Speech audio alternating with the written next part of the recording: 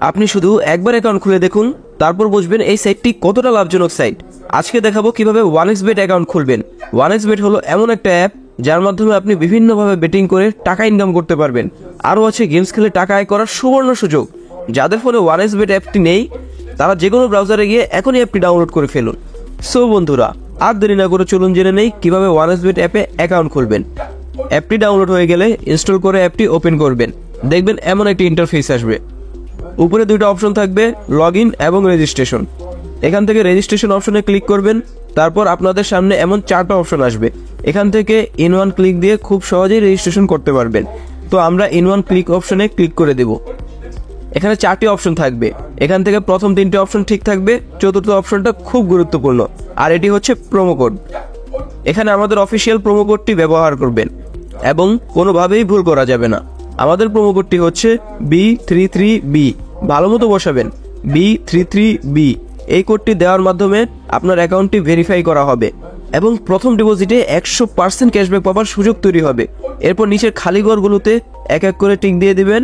এরপর নিচের গ্রিন আইকনে ক্লিক করবেন। তারপর এমন একটি ভেরিফাই পেজ আসবে, এখানে টিক দিয়ে দিবেন। এই যে দেখছেন, এখানে আপনার পাসওয়ার্ড এবং ইউজার নেম চলে এসেছে।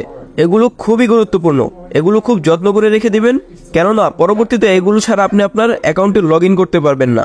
এরপর নেক্সটে ক্লিক করে দিবেন। লগ ইন বাটনে ক্লিক করার পর আপনার অ্যাকাউন্টটি লগ ইন হয়ে যাবে।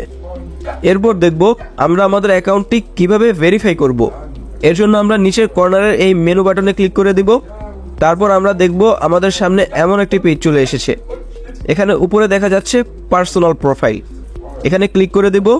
এখান থেকে ফোন নাম্বারে গিয়ে আমাদের ফোন নাম্বারটি লিঙ্ক করতে হবে, তাই আমরা পাশের লিঙ্ক অপশনে ক্লিক করে দেব। তারপর এখানে আমাদের ফোন নাম্বারটি বসাবো, অবশ্যই শূন্য ছাড়া বসাতে হবে।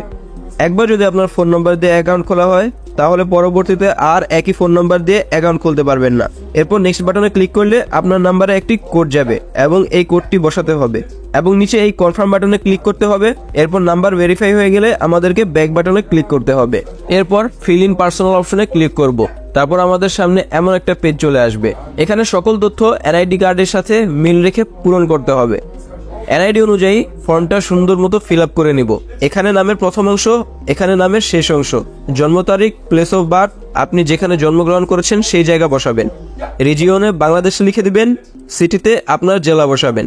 ডকুমেন্ট টাইপে আপনার ন্যাশনাল আইডি সিলেক্ট করবেন। সিরিজের ঘরে 1 লিখবেন। ডকুমেন্টের ঘরে আপনার এনআইডি নাম্বার লিখে নেবেন। যদি এনআইডি না থাকে তাহলে আপনার মোবাইল নাম্বারটি লিখে বসিয়ে দিবেন। ডকুমেন্টের ঘরে আপনার এনআইডি নাম্বার লিখে দিবেন। যদি এনআইডি না থাকে তাহলে মোবাইল নাম্বারটি লিখে বসিয়ে দিবেন। এরপর ডেট অফ ইস্যুর জায়গায় আপনার এনআইডির উল্টা পাশে যে ইস্যু ডেটটি দেয়া আছে তা বসিয়ে দিবেন। ইস্যু বাইয়ের ঘরে বিডি গভর্নমেন্ট লিখে দিবেন। একবার ভালোভাবে সবকিছু চেক করে নেবেন। সব যদি ঠিক থাকে তাহলে কর্নারের এই নীল বাটনে ক্লিক করে দিবেন। এই বাটনে ক্লিক করার মাধ্যমে আপনাদের অ্যাকাউন্টটি ভেরিফাই হয়ে যাবে। এখন আমরা দেখব কিভাবে অ্যাকাউন্টে টাকা ডিপোজিট করা যাবে। এখানে উপরে দেখা যাচ্ছে ডিপোজিট বাটন, আমরা সেখানে ক্লিক করে দেব।